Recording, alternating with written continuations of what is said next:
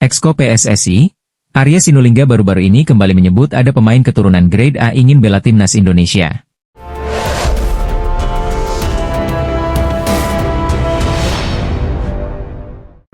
Exco PSSI Arya Sinulinga mengatakan, ada pemain keturunan Grade A ingin membela timnas Indonesia.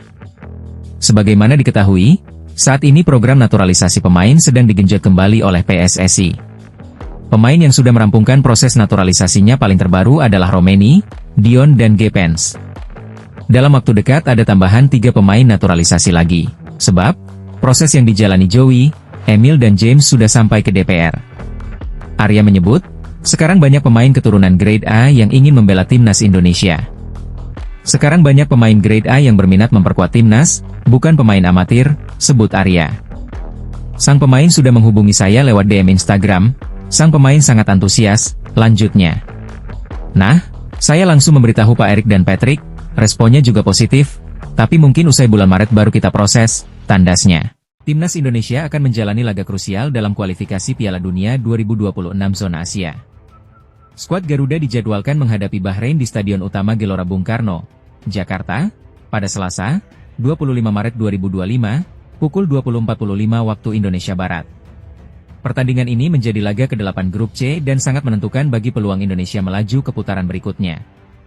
Sebelum laga ini, timnas Indonesia akan lebih dulu bertandang ke Sydney untuk menghadapi Australia pada 20 Maret 2025. Konfederasi Sepak Bola Asia, AFC, telah menyesuaikan jadwal pertandingan agar lebih ramah bagi pemain dan supporter yang menjalankan ibadah puasa Ramadan. Dengan kick-off pada pukul 20.45 WIB, pemain dapat berbuka puasa serta melaksanakan salat tarawih sebelum bertanding. Laga ini juga menjadi ajang revans bagi timnas Indonesia setelah pertemuan pertama di Bahrain berakhir imbang 2-2 pada 10 Oktober 2024. Bahrain sendiri tampil impresif di ajang Piala Teluk dengan menumbangkan Arab Saudi dan Irak, sehingga menjadi ancaman serius bagi Indonesia. Stadion Gelora Bung Karno dipastikan akan dipenuhi oleh supporter yang siap memberikan dukungan penuh bagi timnas Garuda.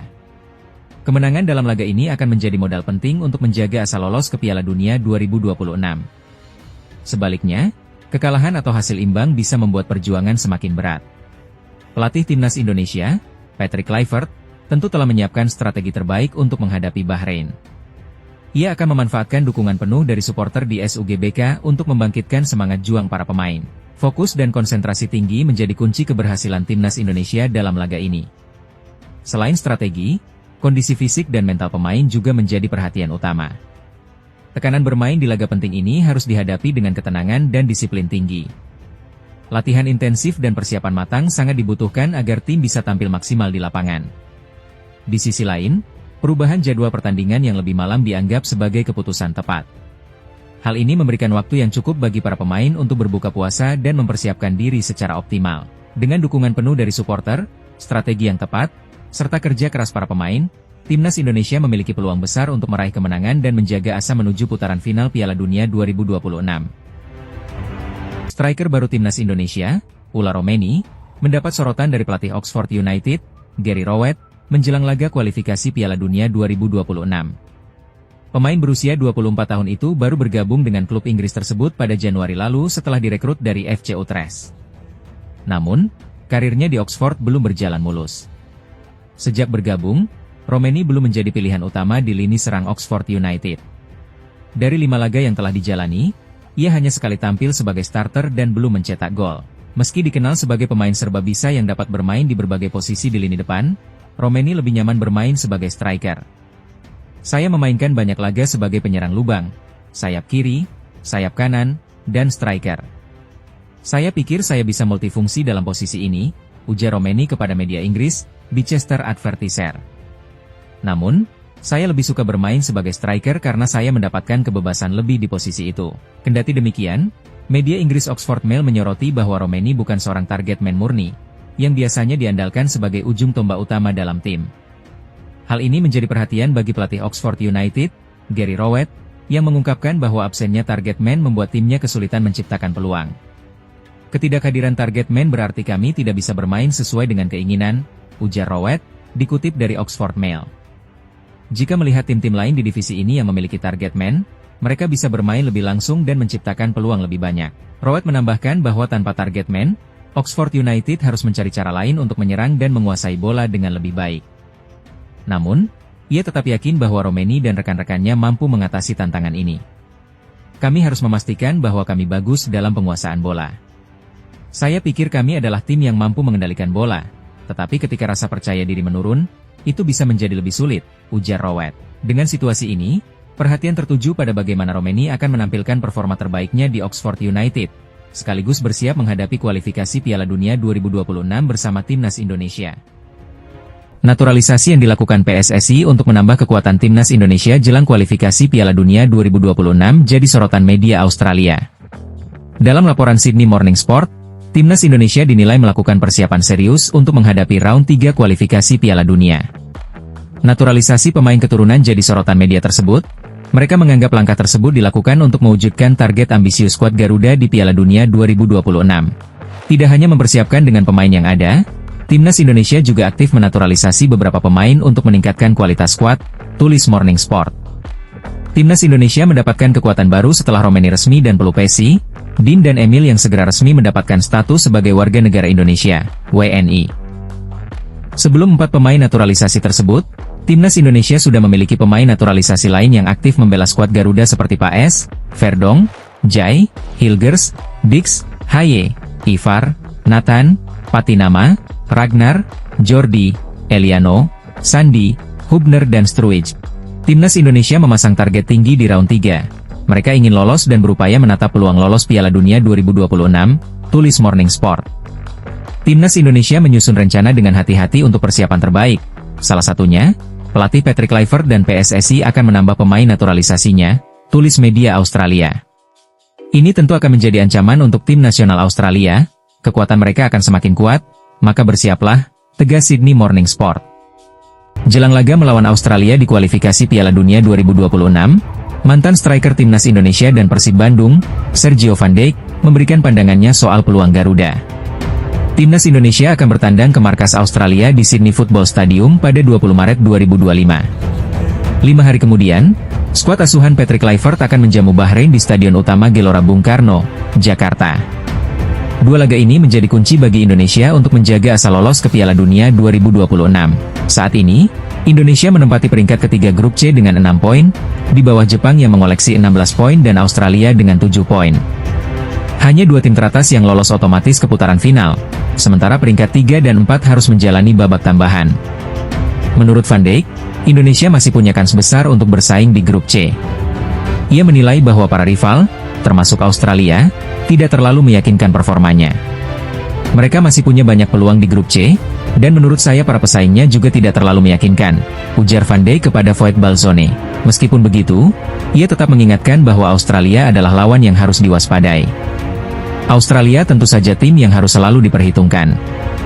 Namun, dalam beberapa tahun terakhir, saya rasa mereka tidak berada di level yang sama seperti antara tahun 2006 dan 2020. Nama-nama besar yang bermain untuk Australia juga semakin sedikit akhir-akhir ini, tambahnya. Selain itu, Van Dijk juga menilai bahwa Bahrain dan Cina bukan tim yang terlalu istimewa. Ia yakin, kecuali melawan Jepang, Indonesia bisa mengamankan poin di laga-laga lainnya. Cina tidak konsisten. Saya rasa pertandingan Indonesia lawan Cina, di pertemuan pertama, terlepas begitu saja. Jepang tentu saja pesaing terbesar. Anda tidak perlu berharap akan mendapatkan poin di sana, jelasnya. Timnas Indonesia berpotensi semakin kuat dengan kehadiran 3 pemain yang tengah menjalani proses naturalisasi, yakni Emil Audero, Joey Pelupesi, dan Dean James. Jika mereka resmi bergabung, skuad Garuda akan semakin kompetitif untuk bersaing di grup C. Setelah melawan Australia dan Bahrain, timnas Indonesia masih akan melakoni 2 laga terakhir di putaran ketiga, yakni menghadapi Cina pada 5 Juni dan Jepang pada 10 Juni 2025. Laga-laga ini akan menjadi penentu bagi Garuda untuk melangkah lebih jauh dalam upaya mewujudkan mimpi tampil di Piala Dunia 2026. Media Thailand, Thairat Sport yakin timnas Indonesia bisa meraih hasil baik ketika melawan Australia dan Bahrain. Seperti yang diketahui, timnas Indonesia akan melakoni laga melawan Australia dan Bahrain di lanjutan kualifikasi Piala Dunia 2026. Pertandingan pertama dijadwalkan terlaksana di Stadion Sydney Football Stadium, pada 20 Maret 2025 melawan Australia. Sedangkan laga kedua digelar di Stadion Gelora Bung Karno pada 25 Maret 2025 melawan Bahrain. Media Thailand sendiri sangat yakin timnas Indonesia bisa mengalahkan Australia dan Bahrain dengan kekuatan skuad yang sekarang. Menurutnya, Timnas Indonesia memiliki gaya permainan dan skuad yang seimbang dengan rivalnya tersebut. Saya selalu melihat perkembangan Indonesia setelah pertandingan di kualifikasi Piala Dunia dan dengan pelatih serta staf yang baru, tutur Thairat Sport. Indonesia memang sedang melakukan progres yang cukup gila untuk menjadi yang terbaik. Saya rasa semua harus mengakuinya. Lanjutnya, kita akan lihat pertandingan Indonesia melawan Australia dan Bahrain. Saya rasa Indonesia akan memenangkan pertandingan tersebut, apalagi adanya beberapa nama baru di dalam skuad Indonesia. Lanjut media tersebut. Meski begitu, Thairat Sport memberi peringatan untuk Indonesia agar tak memandang remeh Australia dan Bahrain. Ia lalu memberikan satu syarat agar timnas Indonesia bisa meraih hasil positif nantinya. Syarat tersebut yakni dengan melakukan persiapan sebaik mungkin. Indonesia harus mempersiapkan diri dengan baik untuk pertandingan round 3 ini, tegasnya. Saat ini pelatih Patrick Kluivert sedang meracik tim jelang berlaga di putaran ketiga kualifikasi Piala Dunia 2026 zona Asia. Patrick dan timnya saat ini sedang memantau Liga 1 untuk melihat pemain yang berpotensi dipanggil ke timnas. Sejauh ini beberapa pemain lokal sudah mulai menunjukkan kelasnya di kompetisi. Septian Bagaskara bisa jadi opsi yang tersedia untuk posisi striker timnas Indonesia. Dari 24 pertandingan dia mengoleksi 7 gol dan 1 assist. Meski hanya 5 laga turun sejak menit pertama, Septian cukup sukses jadi super sub bagi Dewa United musim ini. Apalagi, kombinasi bersama Egy Maulana Fikri yang sudah mencatatkan 11 gol dan 4 assist dari 24 laga akan membuat pelatih timnas memangkas waktu untuk adaptasi. Chemistry dua pemain tersebut bisa dicoba dan memberikan kesempatan ke timnas bukan pilihan buruk. Penampilan Septian lebih baik dari Ramadan Sananta dan Hoki Caraka yang sering mendapatkan panggilan. Di Persis Solo, Sananta mengoleksi 4 gol dan 1 assist dari 21 pertandingan. Sementara itu, Hoki di PSS Sleman meraih 3 gol dan 1 assist dari 19 laga. Melihat kondisi saat ini, lini depan diprediksi akan kembali menjadi masalah. PSSI memang mengusahakan 3 pemain baru untuk segera bergabung tapi mereka berposisi sebagai kiper, bek, dan gelandang. Satu-satunya nama yang akan debut di posisi depan adalah Ula Romeni yang merupakan striker. Menariknya, Ula diprediksi masih butuh waktu untuk bisa menunjukkan performanya. Dia memang baru mencetak gol debut bagi Oxford United saat menjamu Coventry City pekan ini. Namun, ini tidak membuat langkahnya untuk merebut posisi utama di timnas bisa berjalan mulus. Tentunya, pemain yang dipanggil harus segera beradaptasi dan memahami keinginan Patrick di timnas. Patrick sebenarnya bisa kembali memanggil Rafael Struijk yang jadi andalan di era Shin Tae-yong. Tentunya, keputusan tersebut paling aman saat ini meski Struijk baru mencatatkan 1 gol dari 9 laga di Brisbane Roar. Memanggil Septian bisa jadi terobosan baru karena pemain tersebut tidak masuk dalam radar Shin. Tentunya, mantan pelatih Curaçao ini sudah memiliki opsi terbaik karena kurang dari 20 hari skuad Garuda akan bertandang ke markas Australia. Tim pelatih sudah dinanti tugas berat untuk mempersiapkan fisik pemain timnas Indonesia sebelum jumpa Australia dan Bahrain di kualifikasi Piala Dunia 2026. Timnas Indonesia bakal menghadapi Australia dan Bahrain pada 20 dan 25 Maret 2025 dalam rangka kualifikasi Piala Dunia 2026. Segala persiapan telah dilakukan oleh tim pelatih timnas Indonesia agar masalah non-teknis bisa teratasi, salah satunya dari segi logistik dan fisik. Mereka memperhitungkan segala hal soal logistik agar para pemain bisa bekerja dengan prima saat menantang Australia dan Bahrain. Kami sudah 2 kali bertemu dengan staf logistik untuk laga tanggal 20 lawan Australia dan 25 lawan Bahrain, ujar Alex Pastor dilansir bolasport.com dari siniar Spotify Met Open Vizier. Jika logistik berjalan lancar, kami bisa menentukan kapan terbang dan jadwal penerbangan yang pas, memperhitungkan hotel yang akan ditempati, jarak dari hotel ke stadion, hotel ke lapangan latihan. Makanya harus dipersiapkan sampai detail terkecil. Logistik sampai visa. Selain itu, Anda harus menentukan semuanya, sudah memikirkan siapa pengganti jika salah satu absen, visa harus tersedia 7 hari sebelum pertandingan.